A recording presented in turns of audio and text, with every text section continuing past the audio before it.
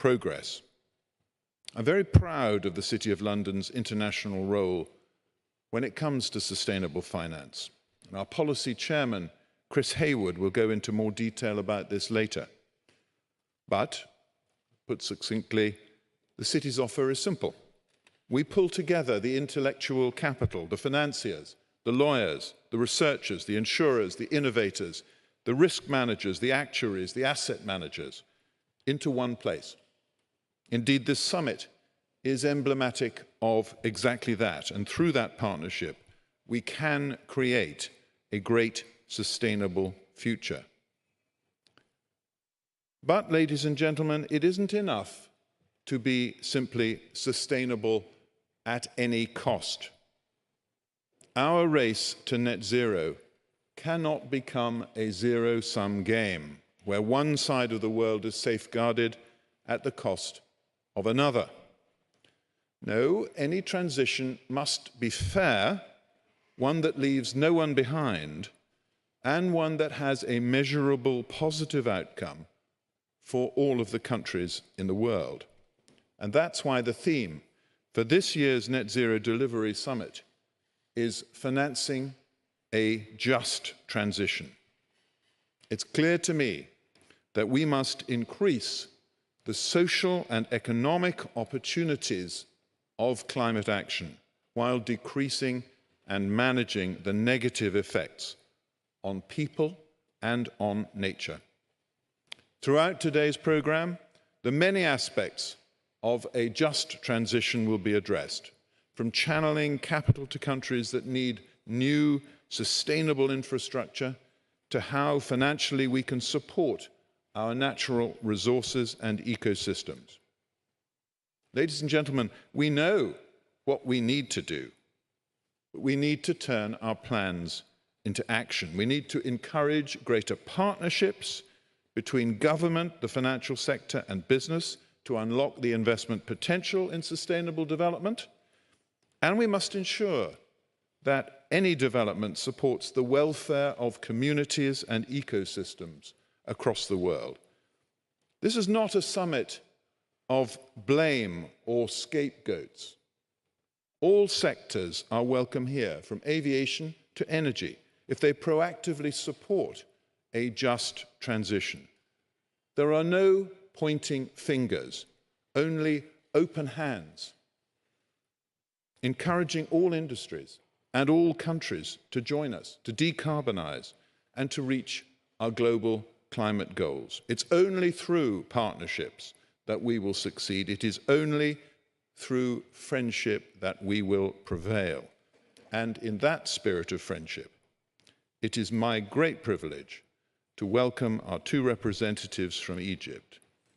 First to the stage, His Excellency the Ambassador of the Arab Republic of Egypt, followed by the Egyptian Finance Minister. So now please join me in welcoming the Ambassador, His Excellency Sharif Kamal. Thank you very much.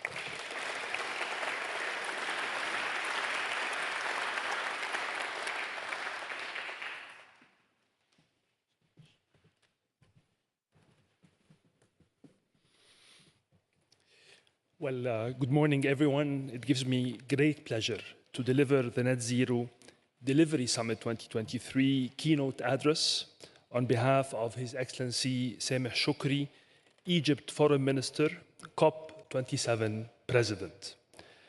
The Right Honourable, the Lord Mayor Nicholas Lyons, Excellencies, ladies and gentlemen, distinguished participants. It gives me great pleasure to address you today at this important event that reflects the commitment of the City of London to continue its efforts to mobilize all stakeholders from different sectors and countries and build partnerships with COP presidencies with the aim of supporting the climate agenda and the transition to the new climate-sensitive development model. I'm pleased that the Egyptian COP27 presidency is partnering with the City of London in holding this year's summit, which was announced at the Egyptian Pavilion during COP27 in Sharm el-Sheikh and focuses on one of the priorities of COP27 presidency, namely just transition. Just transition is a crucial pillar for delivering the ambitious climate change action needed at scale, which is one of the key elements recognized in the Paris Agreement and a core principle within the UNFCCC process. It ensures that global and local climate action protects the planet, the people, and the economy, and does not expand the existing development gaps, both at national and international levels. The creation of a just transition work program as means for discussion of pathways to achieving the goals of the Paris Agreement was one of the key outcomes of COP27 and came in response to the strong calls by many in the climate change community. The establishment of this work program reflects the need to ensure just pathways for delivering mitigation and adaptation actions that help secure social and economic development and deliverables, thus leaving no one behind. Different regions, countries, as well as different communities are asymmetrically exposed to the impacts of climate change, as well as to the socio-economic consequences of mitigation and adaptation policies. Finding the right pathways in the wider transition to a low emissions and climate resilience economic model through ensuring that social and economic development goals are achieved is thus indispensable for a successful transition and paradigm shift. This transition needs to be managed in a manner which ensures the needed shift to and the quick phasing in of low-emission technologies, as well as phasing down of high-emission ones, while guaranteeing that it meets the needs of all communities impacted.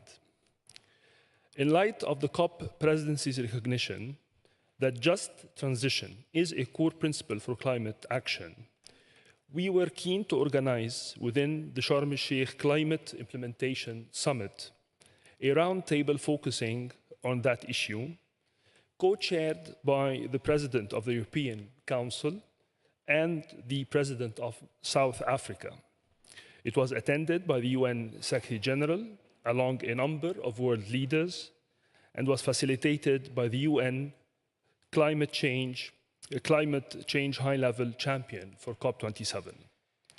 The Just Transition Roundtable fostered dialogue between countries, UN entities, financial institutions, and private sector on how can climate-related transition policies factor social and economic development into the planning and implementing phases of such policies.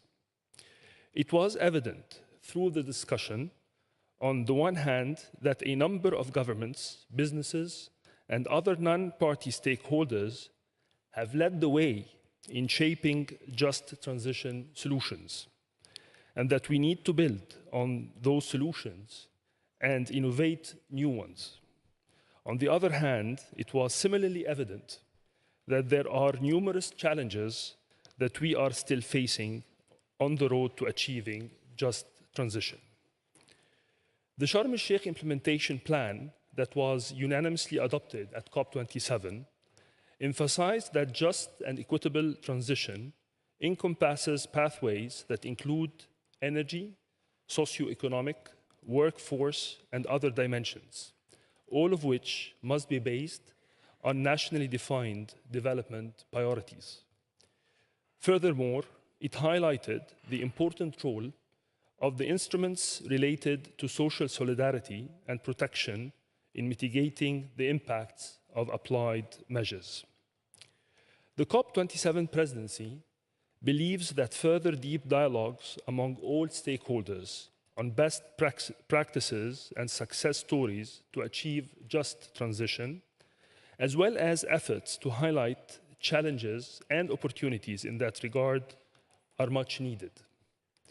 We are therefore looking forward towards the Net Zero Delivery Summit, which brings together leaders of finance, business, government, and other institutions from all around the world to contribute to these dialogues and efforts. More specifically, we need to hear from the financial institutions on what enablers are they looking for to unlock more funding for just transition programs in countries most exposed to transition risks. We also need to hear from the private sector about partnerships they can put in place to facilitate a just transition for their employees. These dialogues and efforts will be crucial in advancing our joint work towards just transition.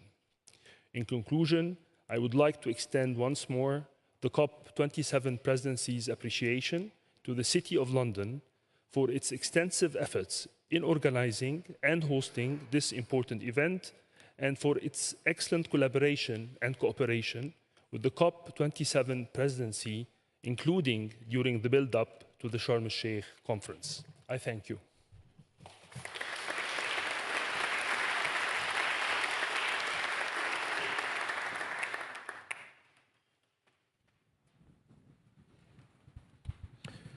And now, ladies and gentlemen, for our next keynote, I'd like to introduce His Excellency, Dr. Mohammed Mait, Minister of Finance of Egypt. Your Excellency.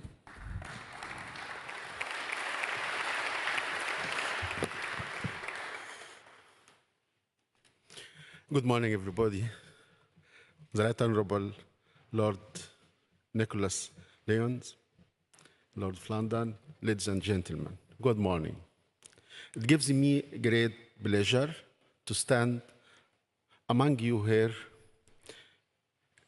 in the Egyptian hall of the Mansion House to participate in this summit that marks halfway between COP27 and COP28.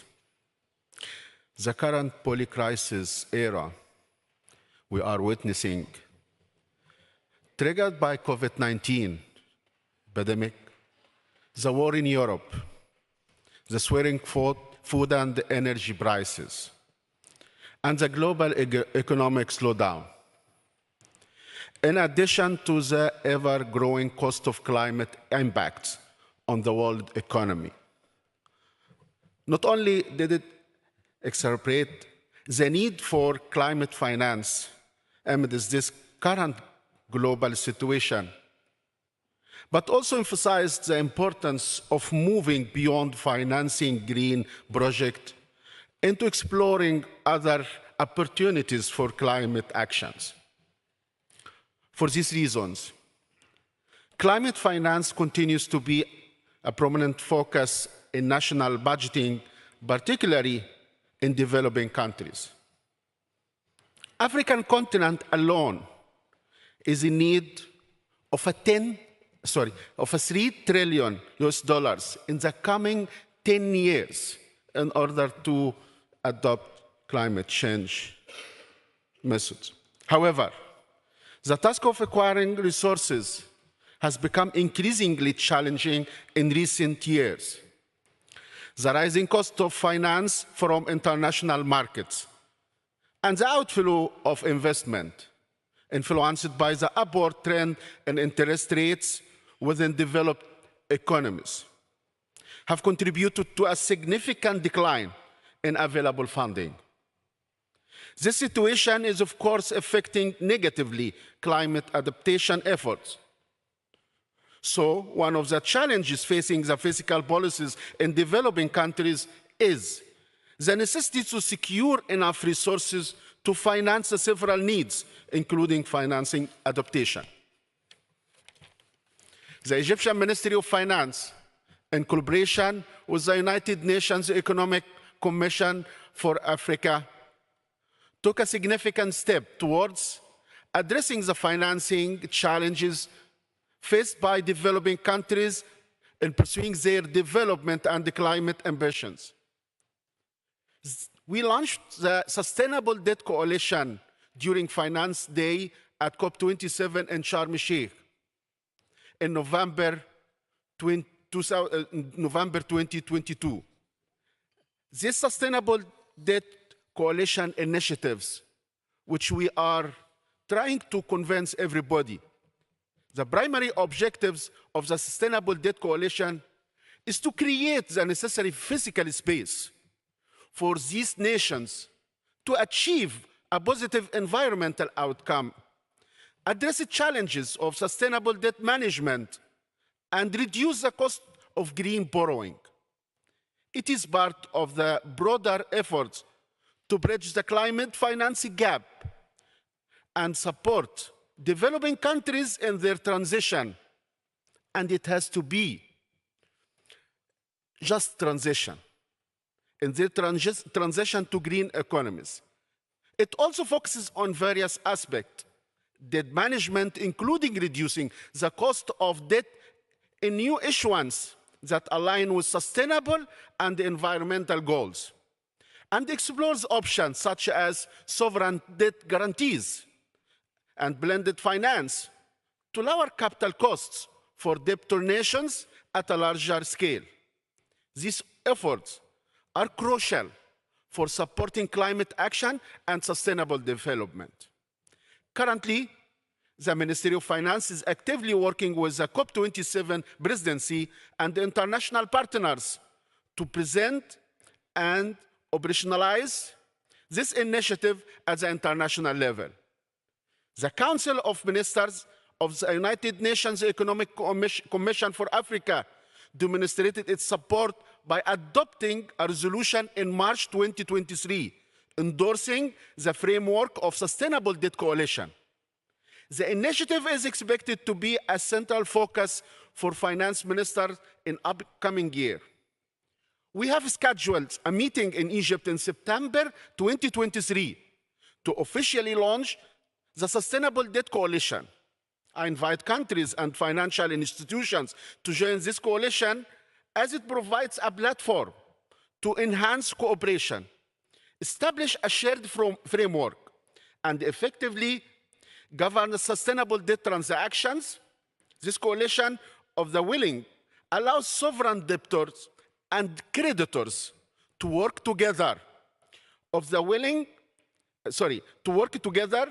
advance their environmental agenda, and simultaneously create physical space for debtor nations without disrupting the international financial market and without disrupting the needs for developing countries and the emerging countries to have space for growth and meet their people needs in food and energy. It aims to safeguard the interest of all parties involved. Furthermore, during this year, Finance Day, several other initiatives were introduced, including the Sharm el-Sheikh Guidebook for Just Financing, launched by the Egyptian Ministry of International Cooperation, which aims to expedite the flow of climate finance, particularly towards developing economies. Additionally, the event also saw the launch of the initiative to reduce the cost of green borrowing. The Egyptian government has further proved its commitment to adopting green economy programs and encouraging projects that align with national strategy for addressing climate change through implementing various initiatives for green transformation and achieving sustainability in the Egyptian economy, with one of the most important being the NWAFI initiative. It mainly aims to provide appropriate funding to ensure food security, obtain clean energy, and develop the water sector.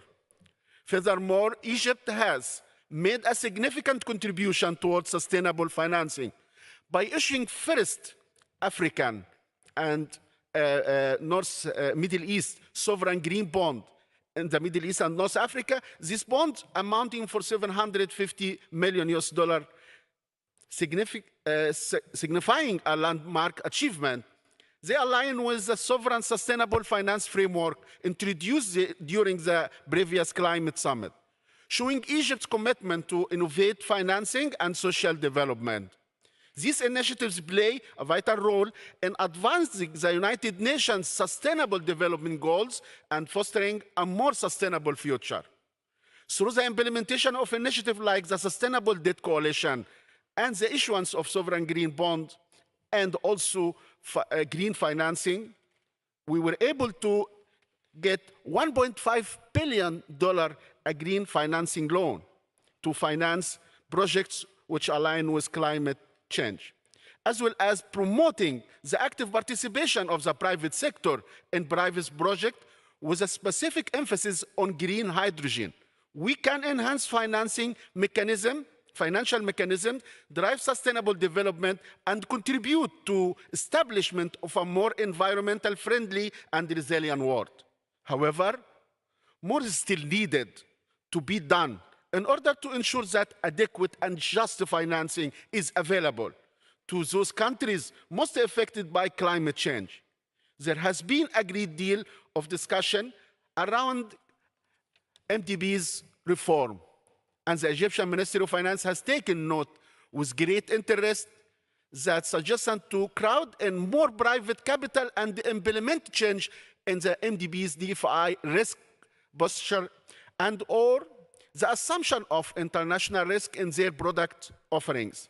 This would enable the crowding in of commercial bank and institutional investors, thereby unlocking capital on a greater scale than MDB FDIs can currently leverage and in new forms.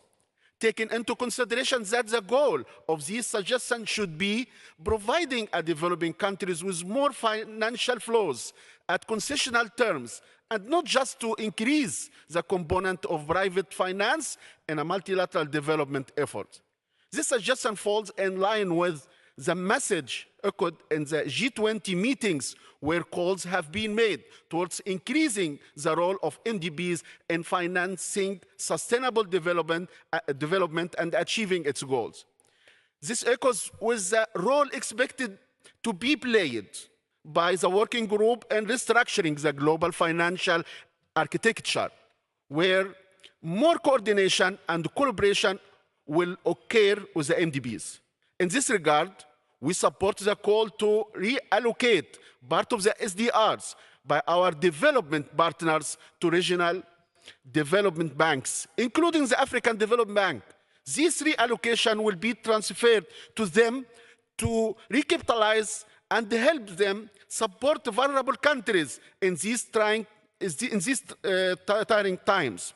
This means that MDBs need to be recapitalized and avail more resources in favor of developing countries. This would help alleviate the pressure and give way to improved fiscal and economic policies, especially related to adaptation effort in the developing countries. I am sure that our sessions today will give a momentum to the global discussions in the area of financing a just transition for all, and that with our cooperation in the south and north of our planet, we shall be able to overcome this climate challenge and deliver a greater planet to our children. I thank you all for your attention and wish you a successful summit. Thank you very much.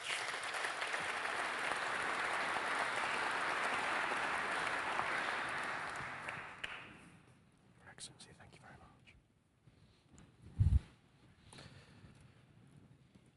So thank you very much to Lord Mayor Nick Lyons, and also to His Excellency, the Finance Minister, Minister Might. So that really sets the agenda. We need to deliver. That word delivery. It needs to be just. No more pledges. We need to move to action. And then an agenda moving forwards towards COP28, creating some space, just debt, a number of mechanisms, some rebalancing of the global financial system. So not much to do today. It's going to be very packed. We've got Andrew Bailey, Governor of the Bank of England, will be speaking. The Honourable Mia Mottley, Prime Minister of Barbados. I can't list everybody. There are so many stars in this space. Baroness Penn, Treasury Minister, His Excellency Majid Al-Suwadi, who's the Special Representative of the United Arab Emirates, who will be the COP president taking over for COP28. We have panels on voluntary carbon markets, nature, biodiversity, consumers, etc., etc. Fireside chats, Chris Skidmore, Ma Jun, who's one of the luminaries of climate finance from China, of course. And we have, of those 600 and whatever it was, former Lord Mayors, we have 2 more who'll be participating today. So, without further ado, I'd like to move into our first panel. And that will be really getting straight to the heart of this. There is no just transition, there is no delivery unless money flows to the developing world. We've heard it in theory, now we're going to examine it in practice. What is working, what isn't? We've got to celebrate what's working. We also have to be brutally honest about what isn't. So I'd like to call up onto the stage I'll be moderating this panel. I won't be moderating everything all day, don't worry. Not every panel, but this one I will be. And I'd like to call up onto the stage the participants. Diana Guzman is Group ESG Director at Prudential. And Diana, I'm going to take this seat here, so anywhere else you want to sit will be fine. Samaila Zubairu, President and CEO of Africa Finance Corporation. Mr. Zubairu, thank you very much. His Excellency Nguyen Hoang Long, Ambassador, Vietnamese Ambassador to the UK. Welcome to the stage. And Philippe Vallaud, CEO of the Private Infrastructure Development Group. Welcome to the stage. Now, we are being joined, I was a bit worried about the technology there. Thank you very much to our extraordinary team and crew. And we are joined also by Dr. Mahmoud Mohyeldin, who is the high-level champion of COP27. Mr. Mohyeldin, well, I'm looking at you. You are presumably being filmed from there. I'm looking at you. You loom over our other participants here on the stage, so your presence is very much felt here in the room. Now, I'd like to start, if I might, Diana. Kick us off with some examples of where it is working, where money is flowing, where we are indeed, as the title of the session says, channeling green finance to emerging markets for a just transition. Give us a few examples. Give us the good news. Thank you. Well, thank you very much, and it's a pleasure really to be here this morning. Thank you for the invitation to the City of London. As you might be aware, Prudential is a company that for 175 years has been mobilizing capital, 100 of them in Asia. And what has worked very well there is partnerships. Partnerships at the local level. Partnerships, for example, like the one that we have with Page Group, Garanco, where we are able to substitute some of our corporate bonds, for example, with green, so government bonds with green corporate bonds, and enable us to invest in local currency, enable us to invest in the green transition of countries, enable us to also create local green capital markets.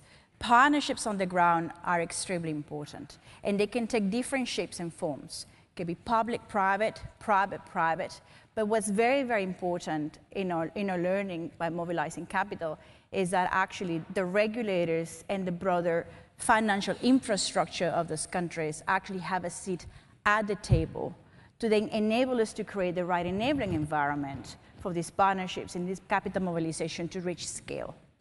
So it's very, very important to have the right partnerships on the ground, nimble, flexible, partnerships that understand both the risk and opportunities in the countries where we operate. Can I ask you to just give us a bit more detail just on what sort of partnerships? Is it partnerships in capital provision or partnerships on the demand side to prepare projects and opportunities because the money is sitting there, that's not the problem? Which of those requires most attention, or which one? again, we're going to do the success stories. Which of those is working best? I think both. Both are equally necessary. But I think from prudential standpoint, as you might be aware, we need to match our liabilities with our assets. So that means that for us, especially after the pivot from the West to Asia and Africa, we have regulatory commitments to actually keep up money invested in local markets. So what it means is that our partnerships on the ground need to pivot as well and develop in a way to fit for purpose, not only to enable us to invest in green, but as we have heard this morning, also to enable us to invest in brown to green. So capital deployment is very, very important for us. And the partnerships to enable us to move money where it's most needed is what at the moment is a key priority for us. Okay, so Somaila, now we're hearing partnerships, everything's working fine. I'm hearing a very, very confident, very calm. It's all fine. We just have to do a bit more of what we're doing, perhaps, but it's all fine. Now, is that your experience? And perhaps start to move us into where we might have some roadblocks that we need to remove. So thank you. Good morning. Thanks for this opportunity. I mean, she's right. Partnerships are important. So, for example, we're a public-private partnership between African governments, and private financial institutions, that has created Africa Finance Corporation with a focus on de-risking, infrastructure opportunities for investment. And when we were created, the amount of investment required for infrastructure was significant, but there was a dearth of projects. So our focus has always been on how to work with governments and sponsors to transform the ideas and opportunities to bankable projects. And we have done that at scale. And there are several examples of how it has worked well. There are several challenges along the path, and I'll start with how it has worked and then go on to the challenges. So for example, we partnered with the government of Gabon to build a special economic zone. That was a combination of several infrastructure assets that would enable industrialization and help them transition away from hydrocarbons to other aspects of the economy. So we have the first carbon neutral certified industrial zone in Gabon, and it produces, I would say, about 6% of the country's GDP and creates over 32,000 jobs, both direct and indirect. It has increased export earnings significantly for the country, and we have found avenues to replicate that same success in Benin Republic and in Togo. Now we're looking at Chad, DRC, Sierra Leone, and several other African countries.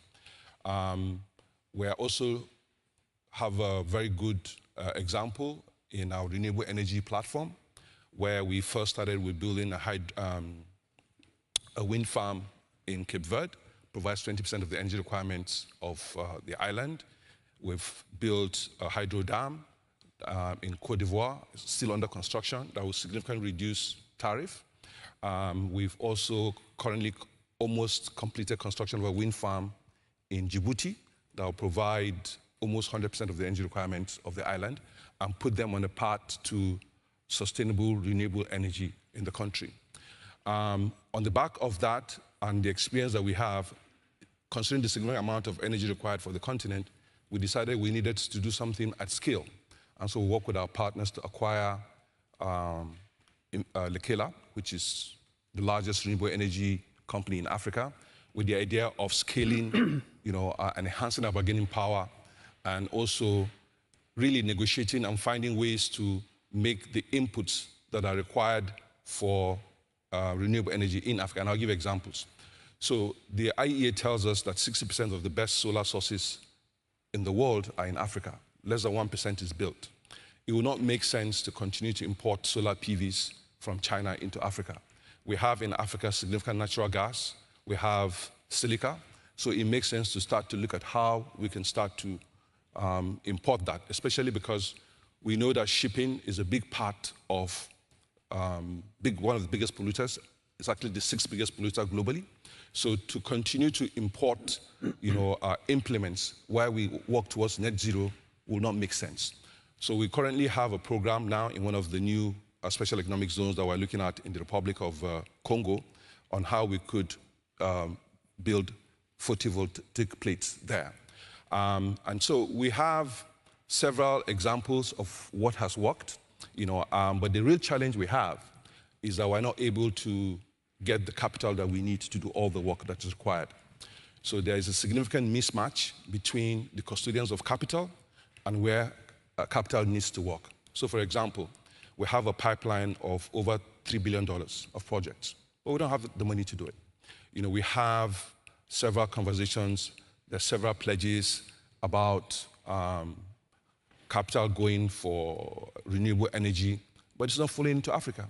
So African countries, to meet their nationally determined contributions based on the Paris Agreement, require upward of $280 billion annually. You heard the Minister of Finance for Egypt mention that Africa needs $3 trillion, and that is between 2020 and 2030. But what is flowing to the continent now is less than $30 billion, and that's mainly from African governments themselves funding the energy transition. Now, that has to change. We have institutions that have over $100 trillion of capital under management with no allocation to Africa. So there's really no allocation to Africa. And without allocation to Africa, there will be no capital flowing into the continent. Secondly, if you look at the capital that flows into Africa, it's mainly debt. So most institutional investors have debt funds or can invest in debt instruments. None of them is investing in equity. And it's equity capital that is required to de-risk the opportunities to make the projects bankable. We hear a lot of talk about the absence of bankable projects.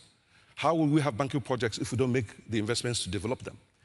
We are at the forefront of that, and we're looking for partners to work with to scale. We've recently launched an infrastructure climate resilience fund with the idea of introducing an asset class that can mobilize climate finance at scale, essentially working with a blended finance structure. But there are no takers.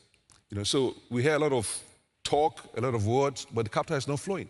So if we're going to be frank and open and have a productive session today, we would need to understand why is the capital not flowing when you have institutions like us that are investment grade, have a long track record, have operated profitably, clear demonstration of what works, yet there is no partnership with us for us to continue to do what we're doing.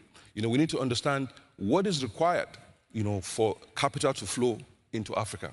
What is required for even, I would say, 0.1%, not 1%, 0.1% allocation for climate finance in Africa?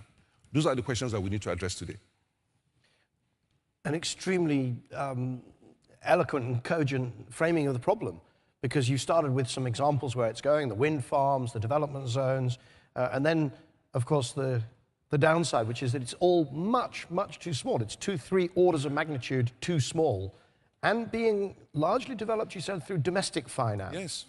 So your own capital base is mainly, do you want to say a few words about your own capital base? Where is the money coming from? So Africa Finance Corporation was established by African states in partnership with African financial institutions.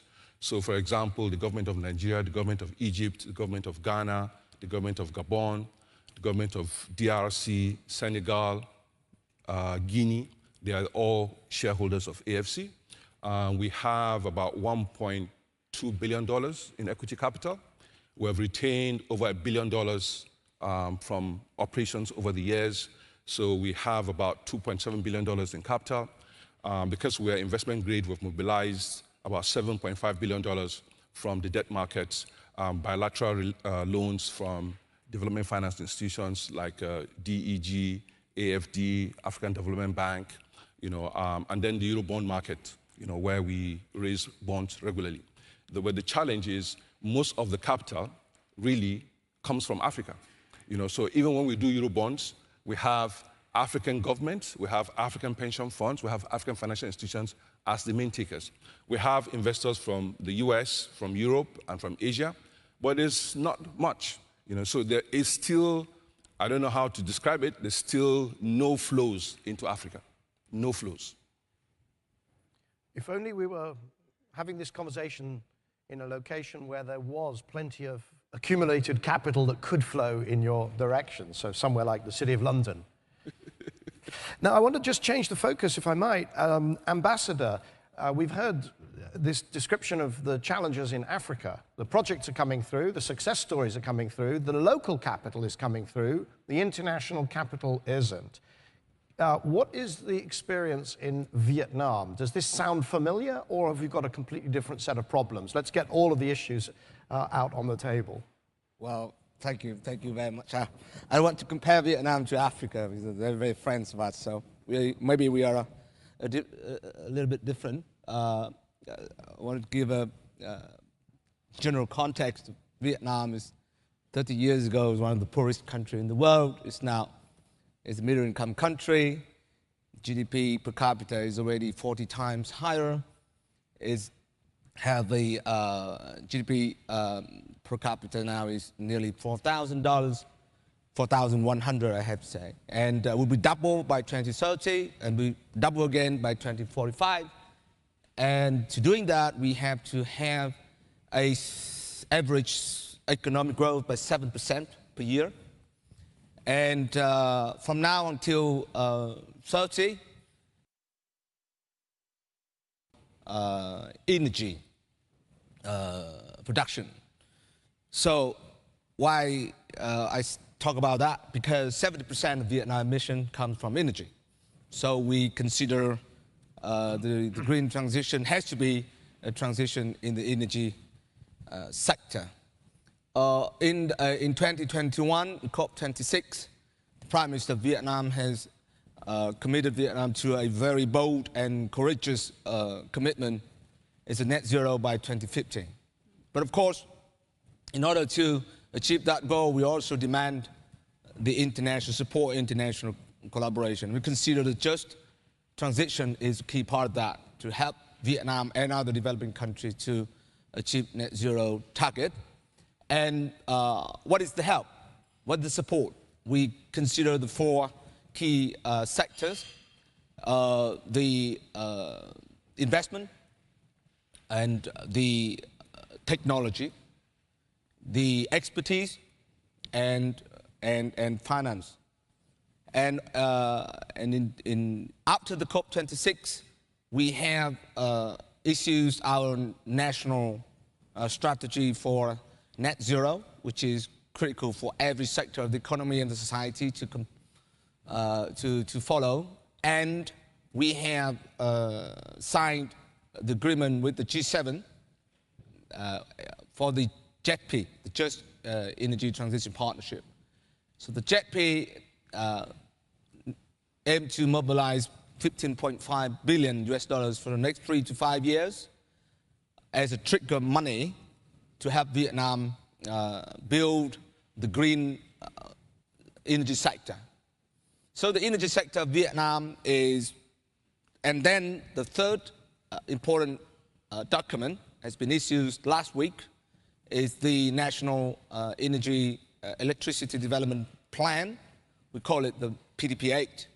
It's critical to have the planning of all the sector of energy in Vietnam, where we incorporate our commitment in COP26, our commitment within the JETP, within this development plan. So we phasing out the coal-fired plants. We increase significantly projects in renewables, particularly in onshore and offshore wind. And we convert the coal-fired plants into LNG. So the amount for investment of this energy sector, we calculate will be around $135 billion until now to 2030. And will be 400 to 500 billion from 2030 to 2050. So here is the business opportunity. But our principle is we look for internal domestic resources as principle for our development.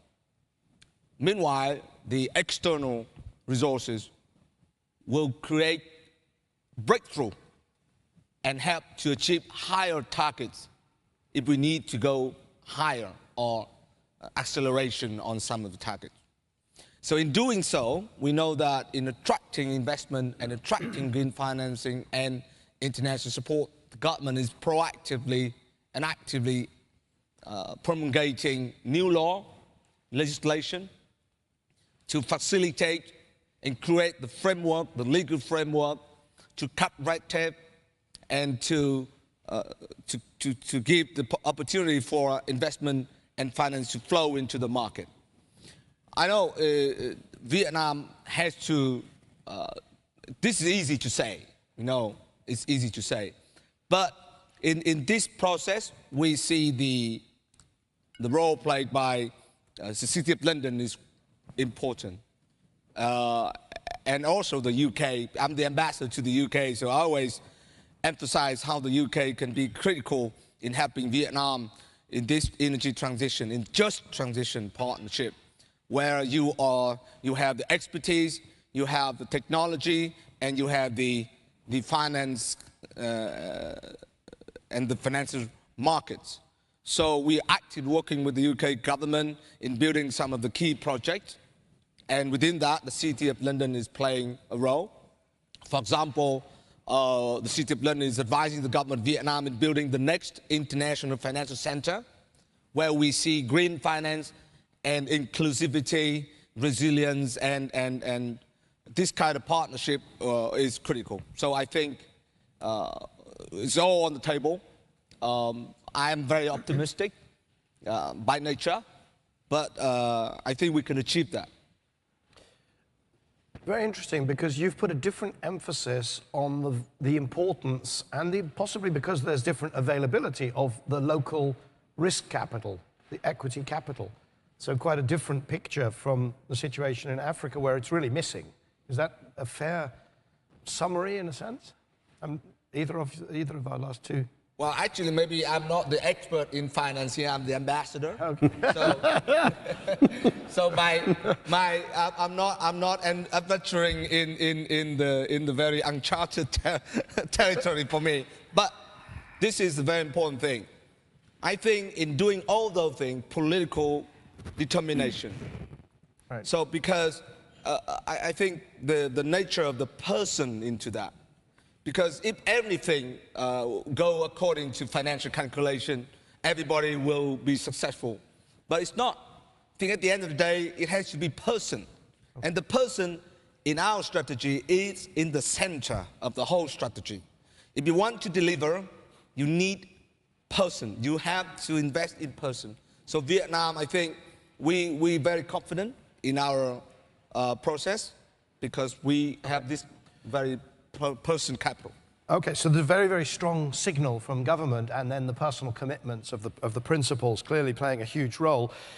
Philippe, I could see you nodding along with many of the comments of our first three participants.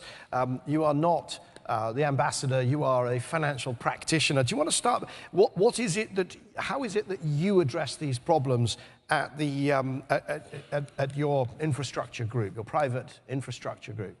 I think I'll pick up on some of the comments made by my friend at AFC, because he makes some very powerful points that echo the ones we make on a daily basis, I think.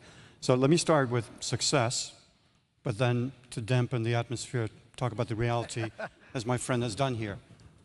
If you look at the work we've done in Nigeria, working with AFC, working with the Nigerian Sovereign Investment Authority, to set up a credit enhancement facility, rated AAA in the local market, set up 5 years ago to issue credit enhancement on domestic bond issuance in Naira to finance infrastructure assets.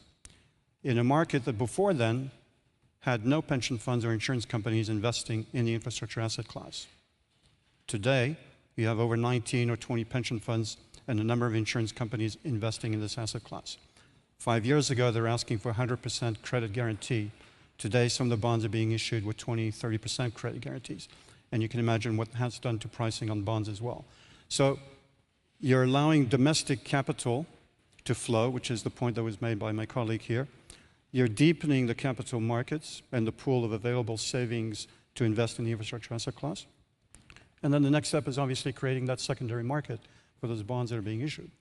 So that's the good news. And we've done the same thing in Pakistan. And I was talking to His Excellency, the Ambassador, earlier. We're looking to do the same thing in Vietnam on the back of a green bond that we credit enhanced last year, which was the first green bond in Vietnam with EVN Finance, which it will use to fund green infrastructure in Vietnam. And the bonds are funded by pension funds and insurance companies in the country. But that all sounds rosy. But then, as my colleague said, what is the CEO of InfraCredit's main issue today? And we are 30% equity investors, so we provide about 100 million of equity. And the ability to leverage close to $1 billion. So it's powerful as a tool. But if you speak to the CEO, his number one problem today is bankable projects.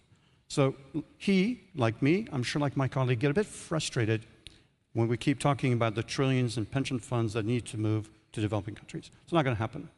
And I hope today we're a little more realistic about what can and cannot happen. It's not going to happen until such time as we can also address the pipeline of bankable transactions. And that goes back to the point made about equity and participants in that space.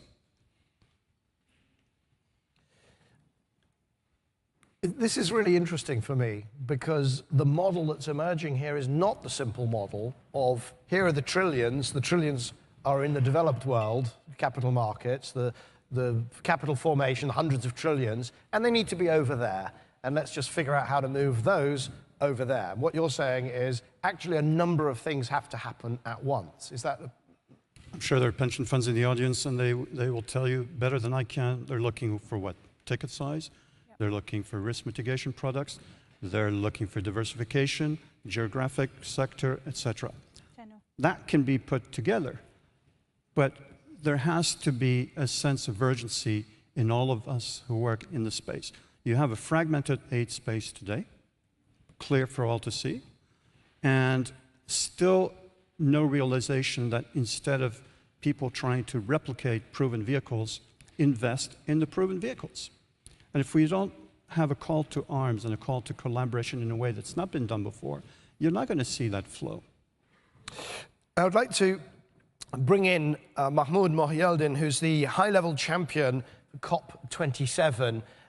You've been listening very attentively there, Mahmoud. Would you like to reflect on what you've heard so far in the context of COP28 and how some of these issues of simultaneously growing local capital markets, because we've heard that's vital, developing the project flow, because we've heard that's vital, and also then bringing in, maybe de-risking, maybe blending, but bringing in the finance, the trillions, because we're talking scale, delivery, remember, bringing that in from where that capital currently resides. Are there any particular ways that you're looking to work on that within the context of COP28?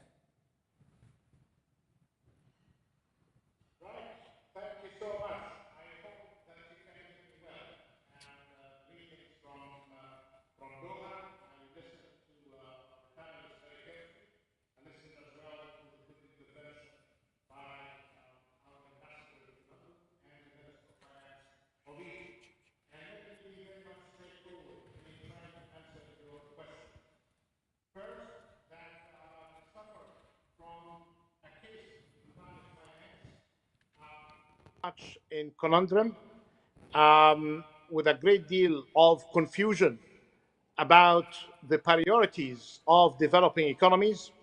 The famous $100 billion that was pledged in 2009 with the name of pledging the private sector was offered without adequate consultation with the developing economies, without putting them in a developing country's context.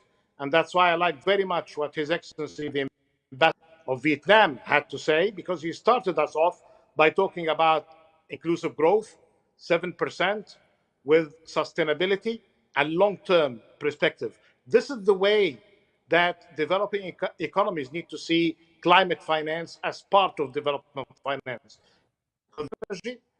If mitigation, adaptation, which is outlined in the Sharm el-Sheikh adaptation agenda in 5 areas of work: in water, systems, food security, again, this is very much on the of sustainable development.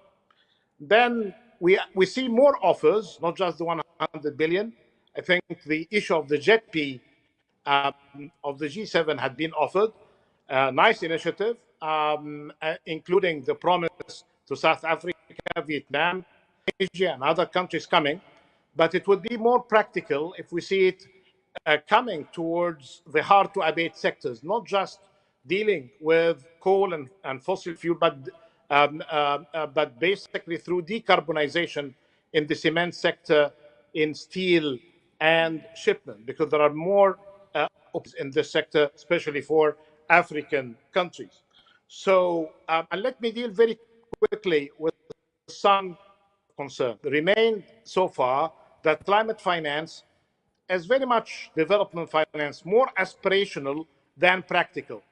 Actually, if you heard the billions to trillions that came back in 2015, it came from my office when I was at the World Bank. I was telling my colleagues, this is very much aspirational. It's going to haunt us. Requires environment for leveraging, which is not there. So instead of billions to trillions, we're seeing billions to millions in many countries. That needs to, it cannot go on like this.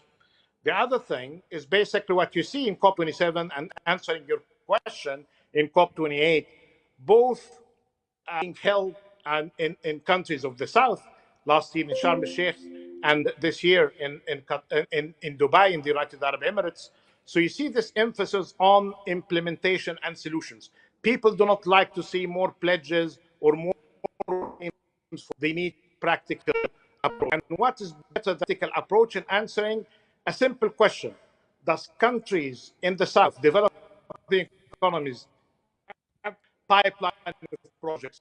Those who say there is no pipeline of projects wrong, by working with 120 countries during 6 months in COP27, with the regional economic commissions of the UN, with BCG helping us, with GFANs involved with us, and we have a compendium of projects available and a report called From Assets to Flows, basically showing some exemplary projects, 120 of them worth $118 billion as examples of what could be done if we are serious. But for that to be happening, it's not just a project. All of these projects have been from the supply side, owned fully by governments. But we need the following. First, we need quality projects. And actually, all of these projects that I mentioned, the 120 plus, have been through this filter. The second is the business environment, including governance and rule of law, because there are limits to de-risking and trying to have some sort of credit enhancement if the rule of law is not helping. Whatever we provide of credit enhancement mechanisms or de-risking may not work. And many countries are aware of that, and they are trying to fix the business environment while we are fixing the cases for some bankable investable projects. Then I'm saying it's not just bankable projects, but I'm saying investable projects, because as mentioned earlier by AFC, that what we are suffering from today, not just in Africa, but developing economies, that the majority of projects are based on debt instruments. We don't need more debt, and people who are bragging about leveraging, am I going to leverage debt with more debt?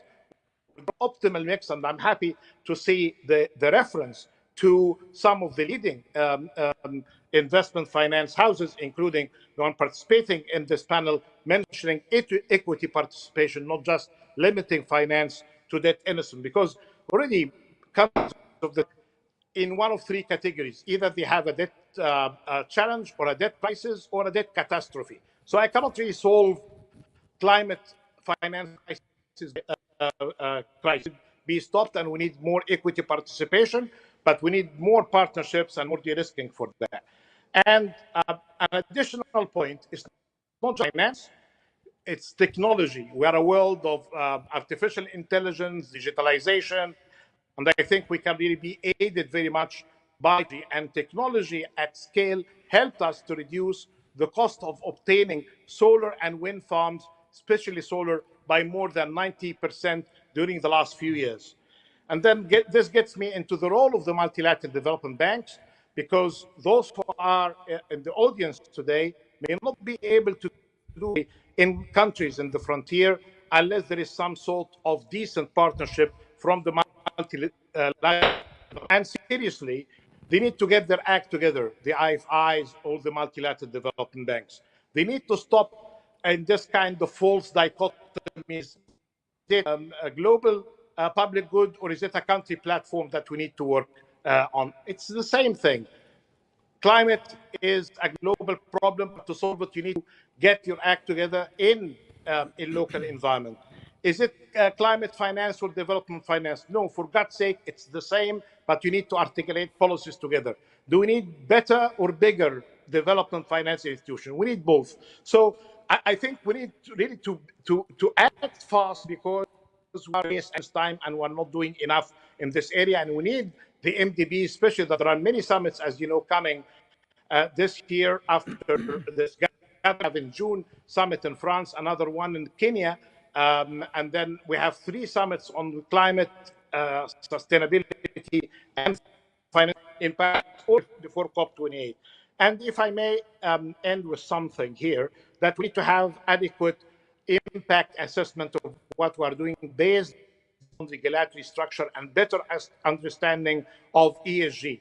This is a very big debate happening today, and we need a better criteria as reference for ESG finance, because everybody has her or his own criteria. This needs to stop. We need, as we are more formal and we know better when we talk about BIS rules or in, IFRA rules or accounting standards or auditing standards.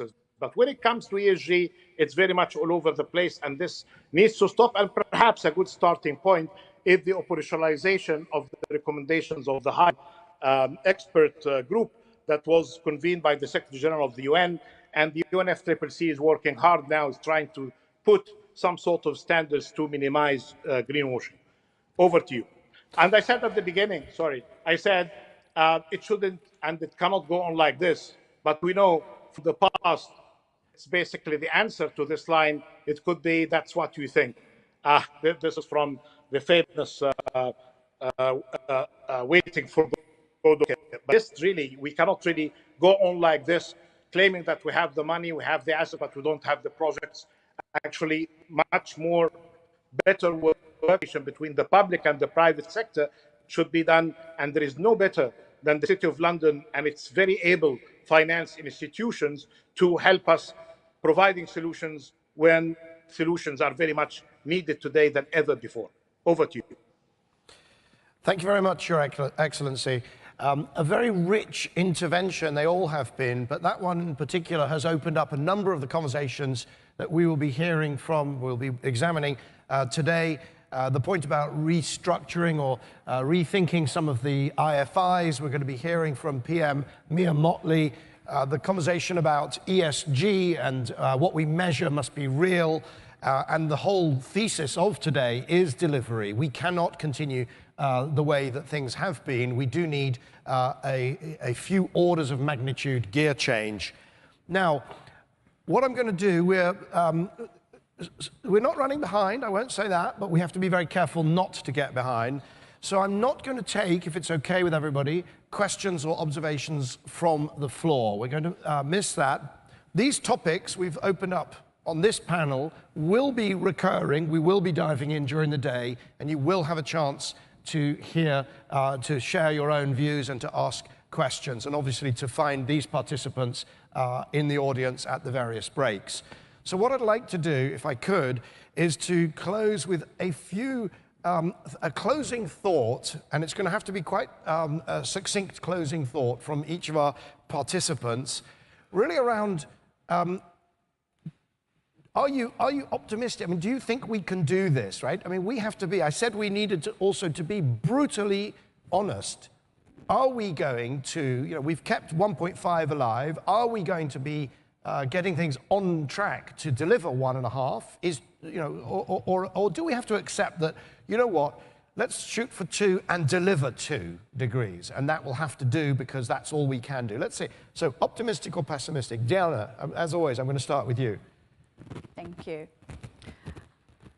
I'm optimistic, but I'm also realistic.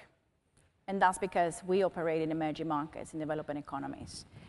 And I would like to take a little bit of a step back, if I may. And I know you're crunching on time.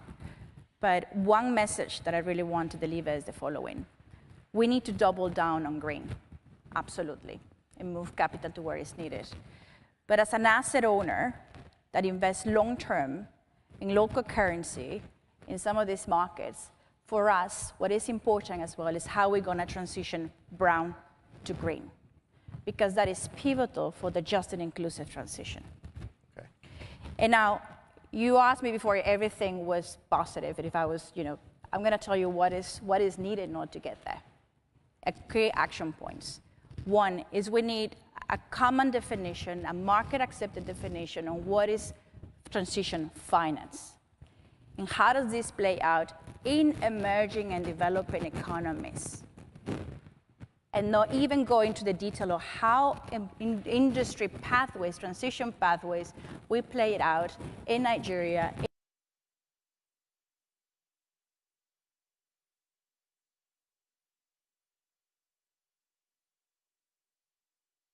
Not only debt, but equity as well.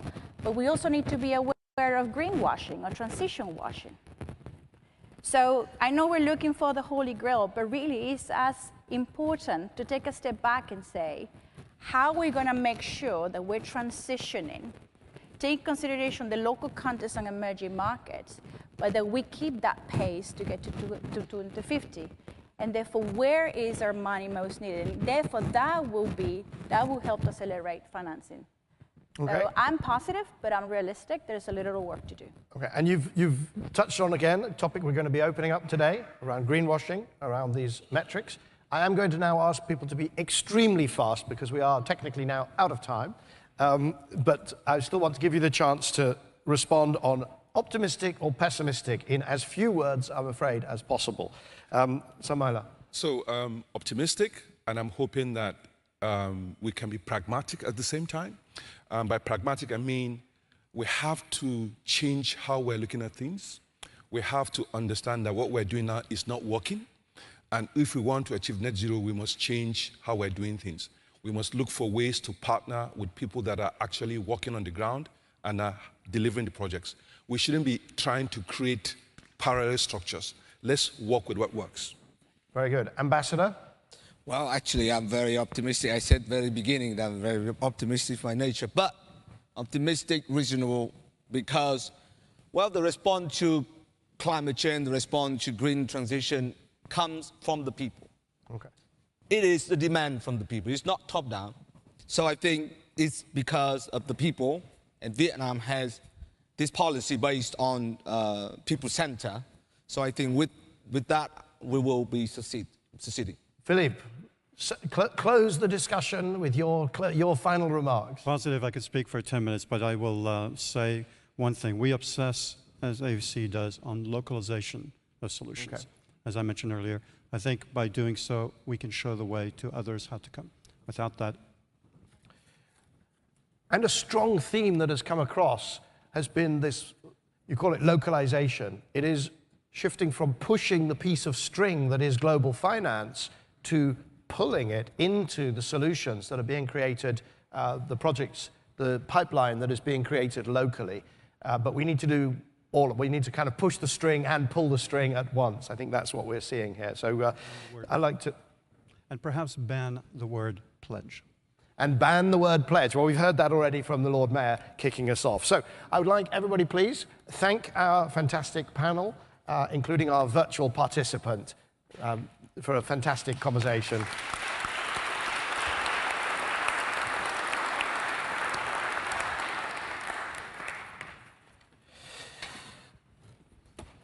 So next up on our agenda is a fireside chat, and it's going to be hosted by my good friend Chris Skidmore, former Minister for Energy and Clean Growth and author. Where's Chris? Chris, there we are. And Chris is also the author of the Net Zero Review that has just been conducted here in the UK. Chris, you will introduce your fireside chatters. Thank you very much. The stage is yours.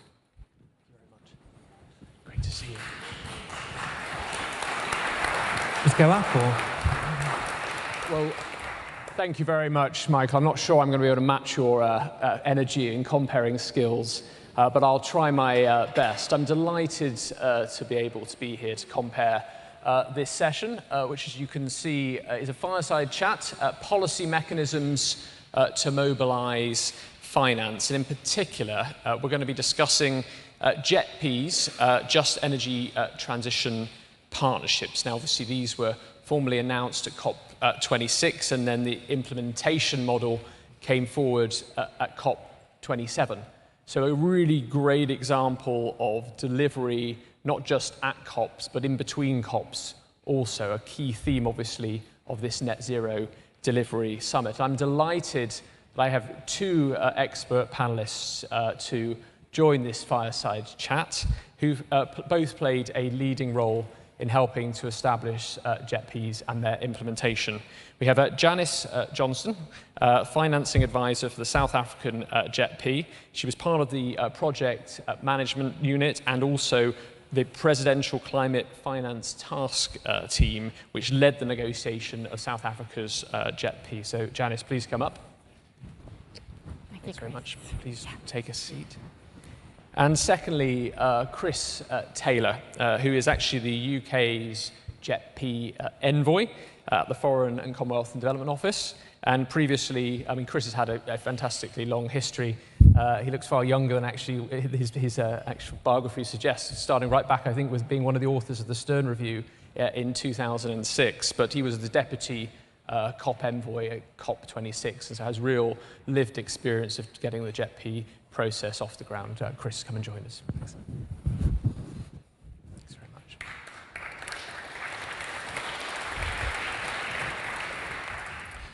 So to kick off a discussion, because I'm acutely conscious that when we have these discussions, sometimes people are sitting in the room thinking, what exactly is a JETP? And I know it was discussed about the Vietnamese JETP. So I want to turn to Chris first to sort of ask, in terms of the JETP structure and framework, how did it sort of come about? What's so different from things that have gone before, and where are we now with the process? Sure, yeah. So as you touched on, the first one came about at COP26 with the launch of South Africa. That was very much a sort of a coming together of minds. I think that's it was sort of designing by doing at that point in terms of setting out what could be done. But we sort of developed through that a sort of clear country platform model that actually had wider application, which is why we've expanded it elsewhere.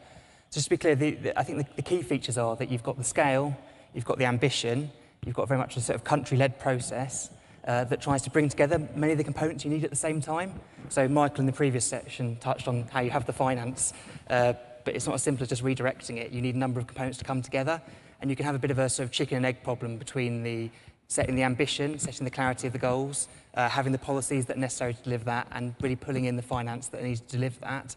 And JETPs are trying to do all that at once, bringing all that together.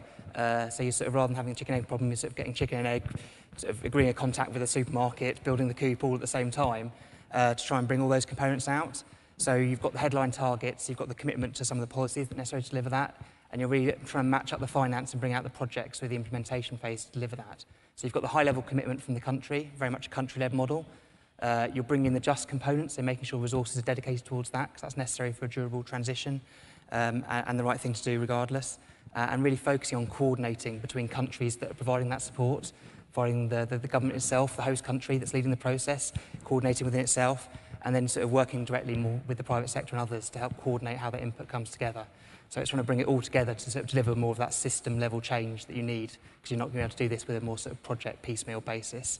So in terms of where we've gone, we've now got, as well as the South African one, which has moved into more of the implementation phase, we've now got JETPs launched with Vietnam, as Ambassador Long spoke about earlier, that was launched in December, and Indonesia, which was launched at the G20 summit last October.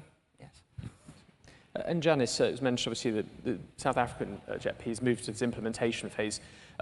What sort of visible progress is there so far from your perspective, and how is the JETP sort of mobilising capital in order to ensure a fair and just energy transition in South Africa?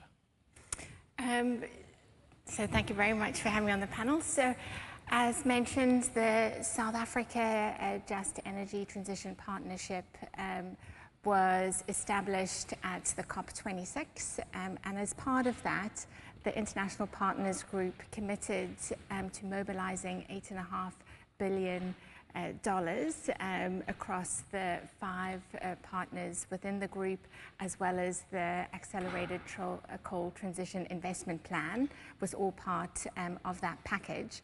And off of the back of that accelerated NDC commitment, or more ambitious commitment South Africa had committed to on a just and inclusive basis, we articulated an investment plan. And that was important as a precursor to the implementation phase to really understand the scale of need. So actually that investment plan that was delivered at COP was far greater than just the amount that was committed in the IPG offer. It set out all the different types of interventions that needed to take place across the 3 priority sectors in order to get to those particular targets, and very core focus on the just and inclusive manner for that, to understand the social consequences of this transition and to ensure that those most affected would have the support and the requirements they need in terms of retraining, development, economic diversification opportunities.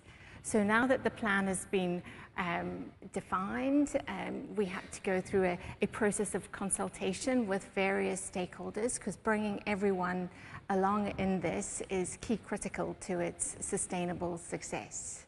So that has happened, and as you mentioned, we have moved to an implementation phase. And here we're really looking at unlocking those commitments, ensuring that they mobilized in the most efficient and effective way, such that they can crowd in additional capital, given that the scale of need is far greater than what is on offer at the moment. And traction to date has been interesting. So 2 of the bilateral sovereign loans from 2 of the partners, France and Germany, have been deployed of 300 million euros each into the national treasury. And those are for jet IP related initiatives. The grant component has been a lot of work has been done to understand the mapping thereof and where that's going. And then work is being done to unlock the additional concessional elements and the funding that's likely to go into the private sector area, such that we can really deliver on what we understand our main focus on transmission at the moment. And Chris, in terms of, you mentioned a number of the countries that now have JETPs in operation or being established. What other opportunities do you think there are for this mechanism to be sort of taken at further scale amongst other sort of emerging markets? Sure, yeah. So I think, so with the JETPs so far, there's been quite a strong focus on some of the most knotty problems, in fact, where the transformation is needed, where there's a big coal pipeline, there's a lot of investment existing in coal already, and that's where some of the transformation challenges are particularly acute. And so it's really sort of tailored for that at the moment, but there's a question about how far we extend that and what models might be appropriate in other contexts. I think the key features are widely extendable. So you're already seeing it, I think, the example, I think, from the Ministry of Finance this morning that Egypt launched at COP27 on the NOEFI model. That was something whereby it had, I'm not saying, you know, these idea of country platforms and setting out these plans isn't unique. It had many of the same features. So you set this headline ambition, you set out the detail, they got support from EBRD and others to help think about how you mobilise and coordinated the finance.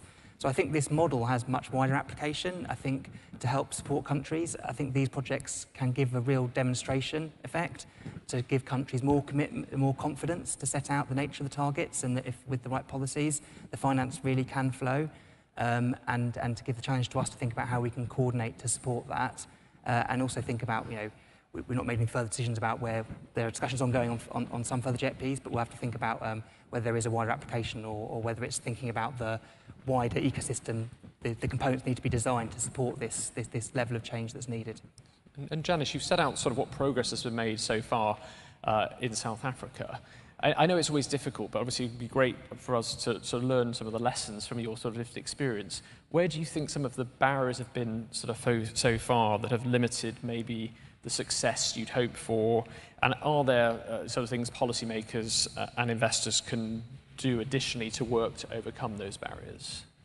Sure. So I suppose it is worth noting that it's early days. So, we're certainly working on a lot of the challenges that we face. And so I think that the most important learnings that we've got to start with has been the importance of stakeholder engagements and to ensure that the transition process and the way it's been understood is well socialized and communicated to the broader stakeholder groups, including civil society, those most affected, so that there's an alignment to the extent possible on the trajectory, because I think the success of this program has to be felt on the ground.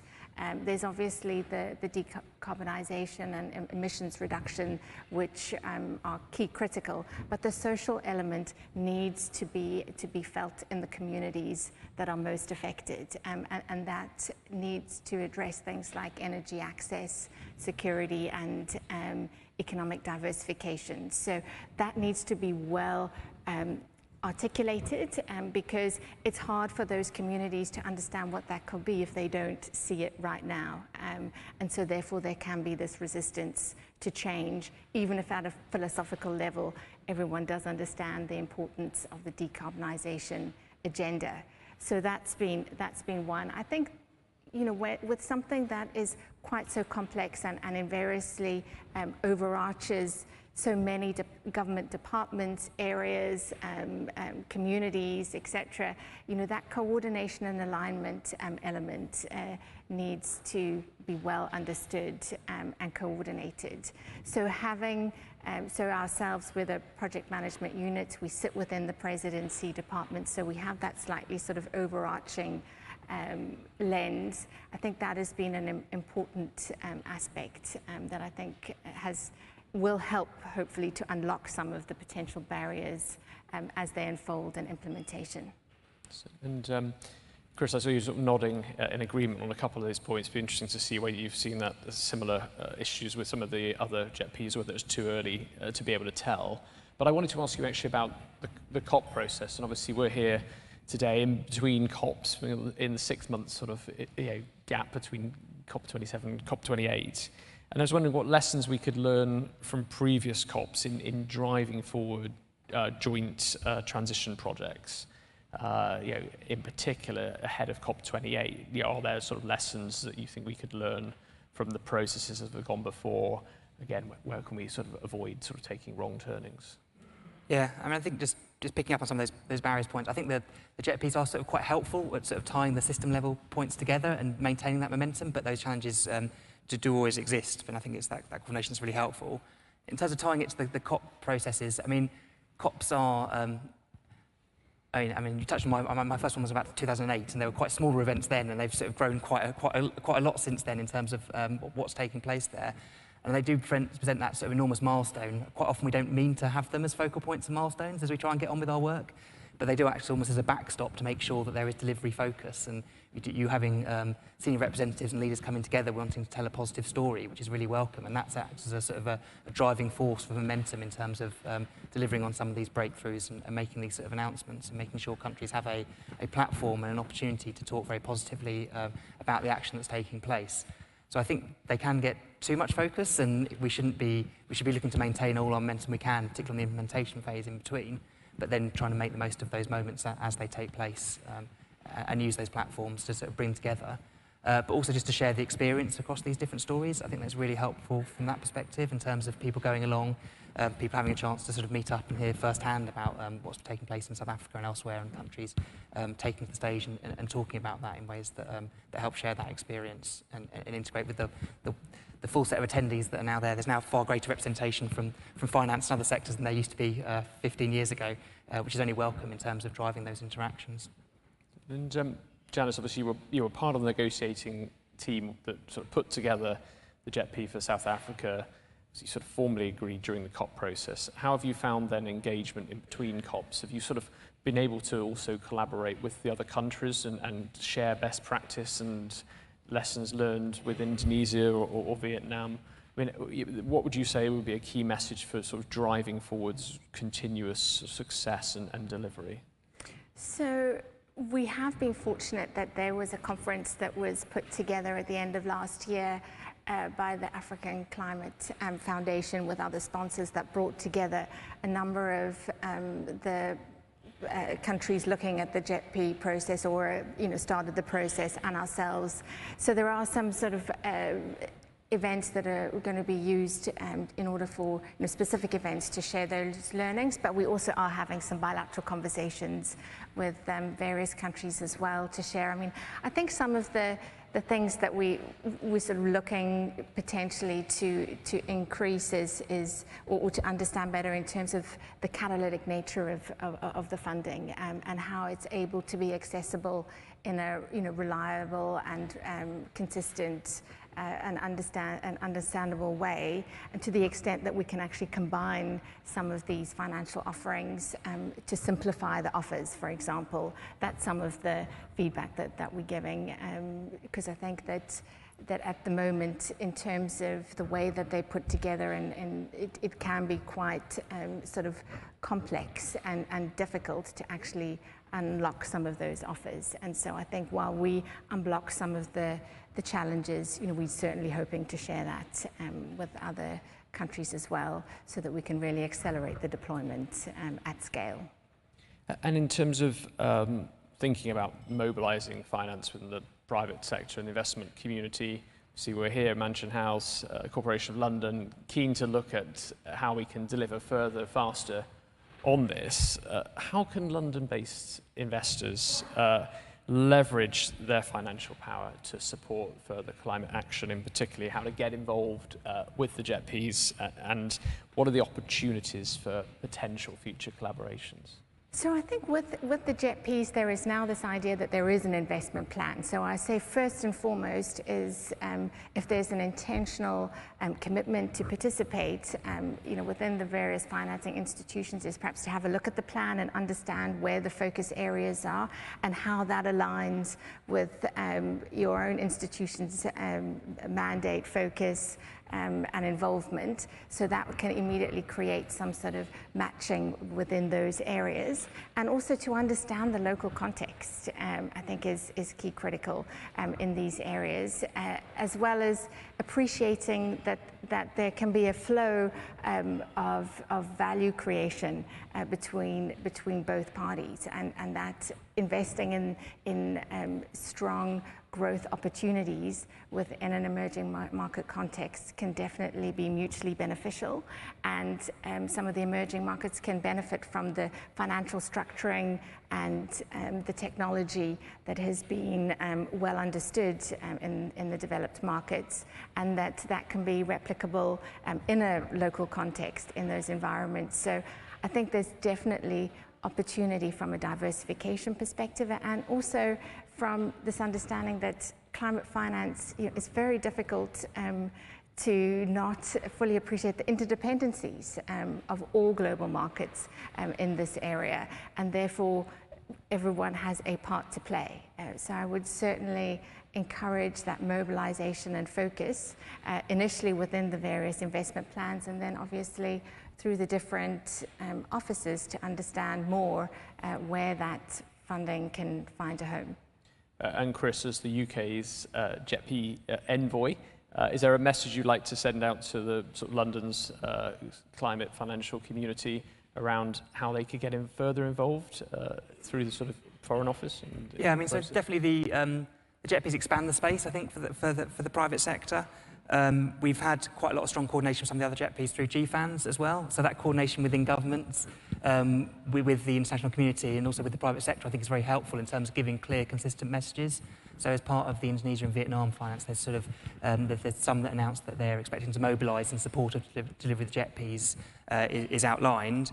The situation varies, I think, between the countries, because in South Africa you've got slightly deeper and wider capital markets than perhaps you have, well, definitely than you have in Vietnam. It's about 3 times the size.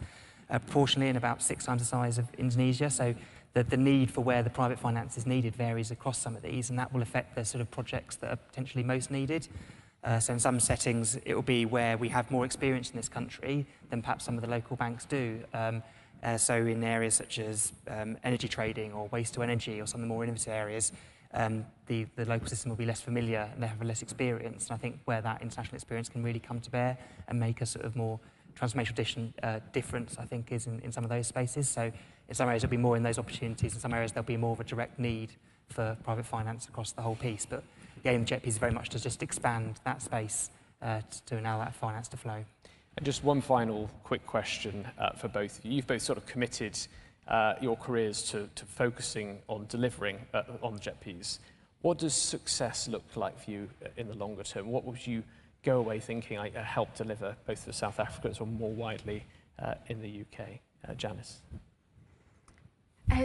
So success would definitely be seeing us meet those more ambitious targets in a just and inclusive way. So really have on-the-ground delivery case studies to be able to showcase how this has made a tangible difference, but also to unlock in an innovative way some of the funding challenges that we have.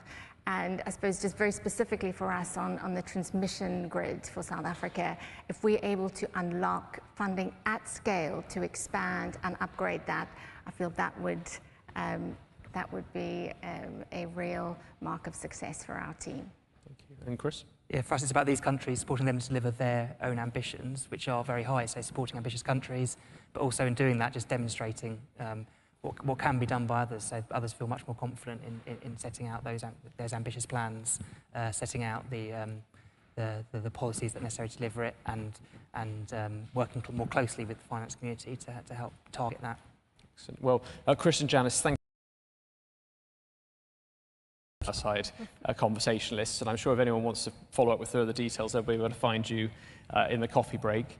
I think I'm now going to hand back to our master compere, Michael, to close this session and give directions to what's happening next. Thank you very much.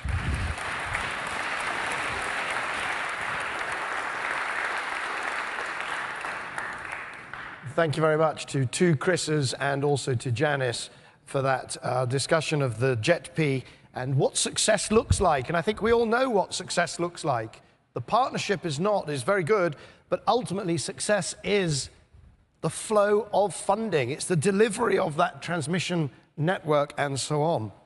Now, all of this just climate transition that we're working on, that we're talking about, has to happen within the broader macroeconomic circumstances that face us, reality.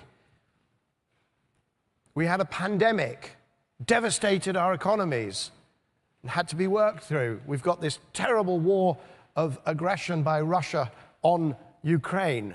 That is happening. It is a reality. It affects energy prices, money in people's pockets. We've even got political turbulence, sometimes self-imposed, that has impacts on the capital markets. One man knows more about that than anybody else. Andrew Bailey, Governor of the Bank of England, our next speaker. Governor, the floor is yours.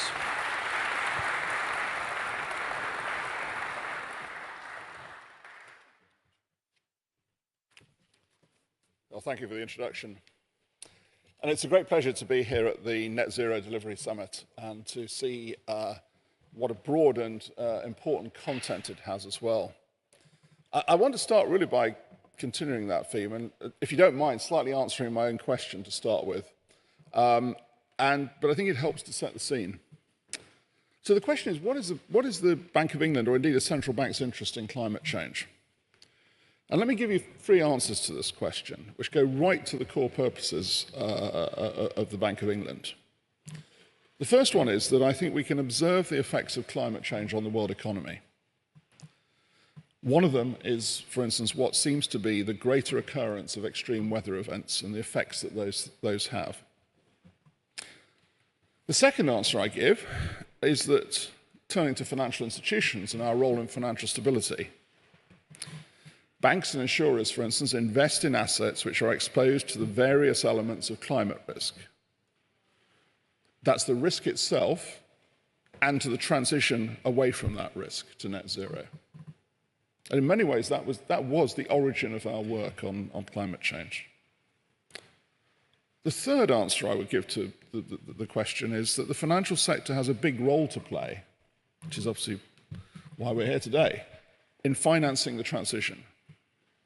And as public authorities, we need to do our part to support and encourage that.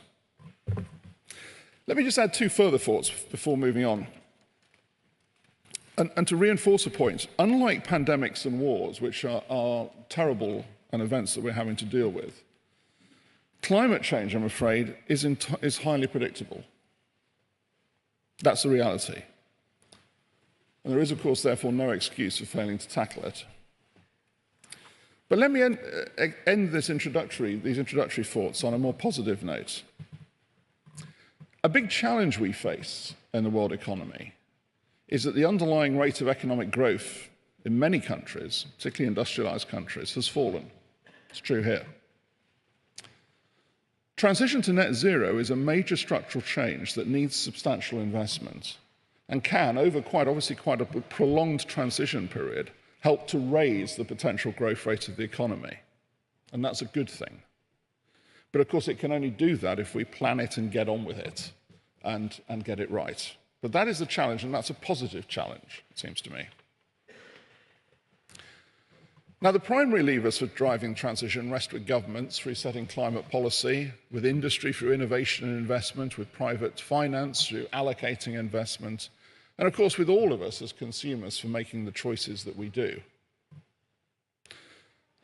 Put like that, there's a huge coordination challenge, but I'm encouraged by the government's 2023 Green Finance Strategy.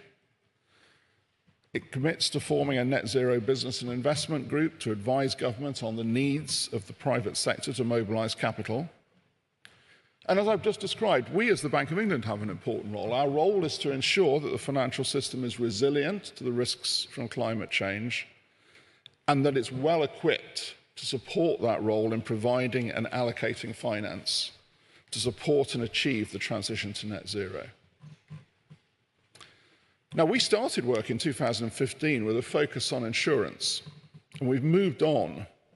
We've moved on to supervising more generally banks and insurers against our climate expectations, to looking at potential vulnerabilities in the financial system as we transition to that low emission world, and seeking to understand the implications of climate for the macroeconomy. Now, I'm sure that, like others, the road ahead will have headwinds in it. But I'm also very positive, and events like this make me very positive, that there is a very strong will to take this challenge on and tackle those headwinds. One of those headwinds is that we are facing supply shocks as we transition from the COVID challenge. Those are shaping the economic dynamics of this country. But in the midst of those headwinds, I think it's important, and events like today are so important, that we recognise that our future in respect of tackling climate risk is dependent on the actions we take now. So we will continue to address the impacts of climate change. We recognise that the economy and financial system are not immune from playing their part, and a very important part in that. And it's important, I think, that today's event focuses on net zero delivery and those priorities, how we can deal with them. And I want to emphasise the importance of developing the transition finance infrastructure. Because in order for the financial system to channel and allocate sustainable finance effectively, we have to put in place the key elements. What are those elements? Well, definitions of green and transition activities, definitions and a framework for climate disclosure and transition plans. Now, my commitment through not only my work at the Bank of England, but also my work in the Global Financial Stability Board, where I chair the standing committee that takes on many of these tasks, is that we actually do this on an international basis, because, of course, climate risk knows no borders. So we have encouraging work going on. Work on disclosure, the International Sustainability Standards Board, The board is finalising its requirements for entities to disclose information about climate-related risks and opportunities. We've sponsored this right from the start. We are now reaching the point where it needs to turn to implementation to allow it to be put into effect. Now, I know that will be done in different ways in different parts of the world, but one of the points that I emphasize strongly in all our interactions and engagement with this is that there has to be a spine running through it, if you like, a common spine with sustainability and disclosure standards, which mean that there is not only broad comparability, but broad confidence that we are achieving these objectives. That's very important. It's important because this work is fundamental to driving transition. It will create the right standards to ensure reliability of information. And that, of course, helps to protect us against abuse, which sadly does take place or is attempted. It will also, of course, support the efficient allocation of capital. When we recently in the Bank of England did our climate scenario exercise, the CBETS, what we did reveal was a significant gap in understanding of real economy firms in terms of what the transition to net zero means to them. In other words, the financial sector has quite a way to go in terms of understanding what the real needs of transition are. That means understanding how different scenarios are relevant to their strategies, to test the vulnerabilities in those scenarios, but of course also identify the opportunities that come with those scenarios and take advantage of them. Now, all of that work helps us to identify the risks to firms and of course ultimately the risk to all of us as consumers and users of finance, and allows us to take better steps to ensure that the economy is not impacted adversely as a consequence of transition not being optimal, if you like.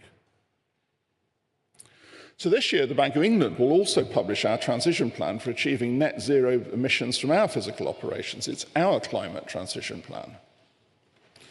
So we really do all have an important role to play. And let me offer one path towards the solution, one that also helps us, I think, to identify and unlock opportunities in the economy. A firm could seek to reduce its emissions by disengaging from emission-intensive suppliers. But of course, that doesn't necessarily help to remove emissions from the economy. So the preferable solution is engagement and collaboration. Yes, delivering net zero will happen through individual actions, but we can accelerate progress by working collaboratively. So engaging with counterparties, suppliers and customers to build an understanding of the actions needed to transform their businesses from where they are today to align to a net zero world and access the funding needed to do it is important. It unlocks opportunities, It helps us, by the way, to price the risk accurately, which is important for financial markets to play their part, and to phase out assets not aligned to a net zero world in a controlled way. So engagement and collaboration are important to building that transformation and that transition. It applies as much to us at the Bank of England as it does to everybody else, actually, in doing our own part in that.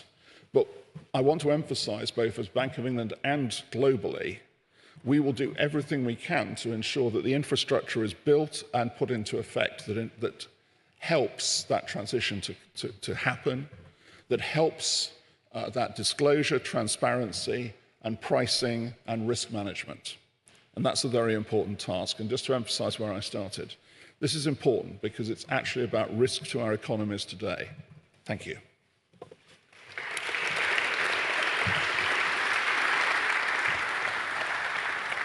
Thank you. Thank you very much. Thank you, Governor, and a very robust message there to those of us who know how the debate unfolds in the broader reaches of society and amongst a lot of younger people. That message was a message of engagement, not divestment. Right? It was a message that we here, the City of London and those of us here today, it is up to us to fund the transition because the alternative is actually to shut down large parts of the economy. That's a robust message and a message we need to listen to. Delivery, we started with that at the beginning of the day. So, we are going to go now into a coffee break. I think we haven't done too badly on timing. We've really opened up the conversations that we're going to be hearing from, that we're going to be diving into during the course of the day. All of the refreshments and so on are in the salon. I think some of you have already found that on your way in. But I would ask you please to be back in a timely way. We're going to get started at 11 o'clock. And we're going to start at 11 with a panel on the role of the voluntary carbon markets. Right? It's going to be interesting and I suspect a little bit controversial. So please don't be late. 11 o'clock, back here. Thank you.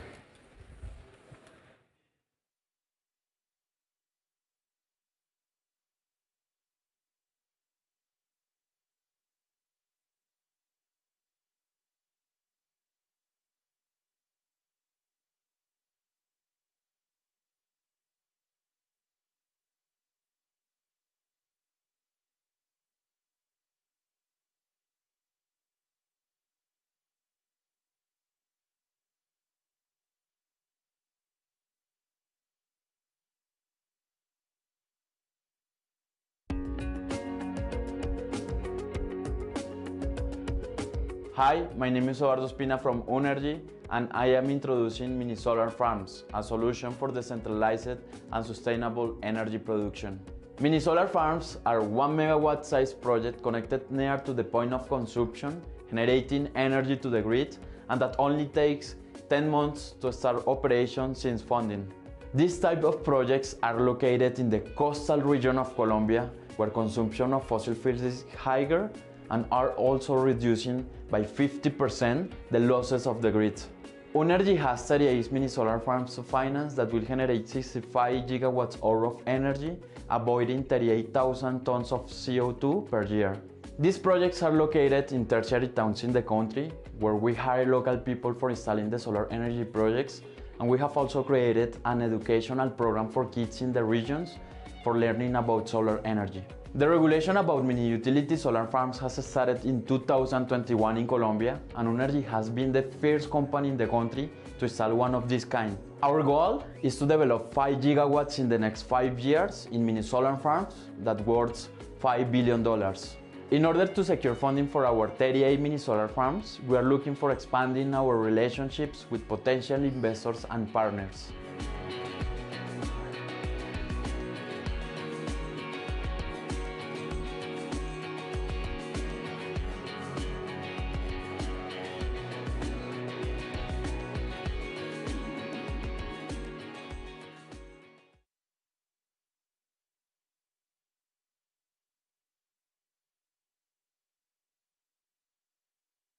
Land degradation is a very big issue in Kenya.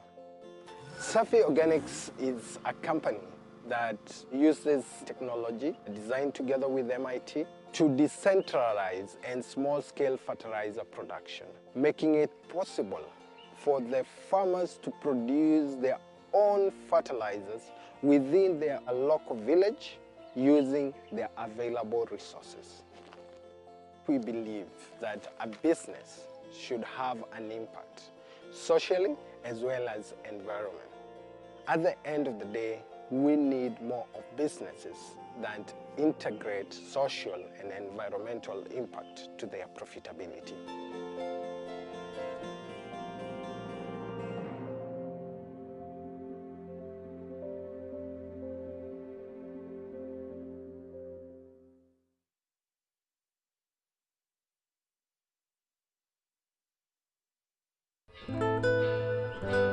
Pluma Hidalgo está ubicado en la Sierra Sur.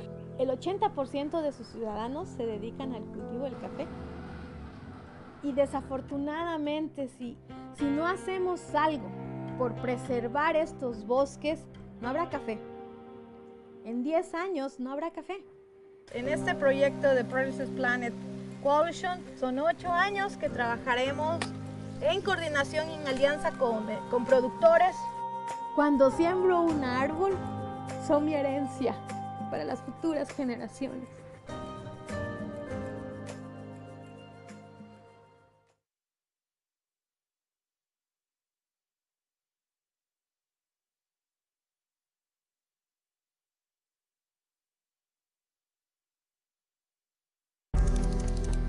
We must act to secure a safe and sustainable future.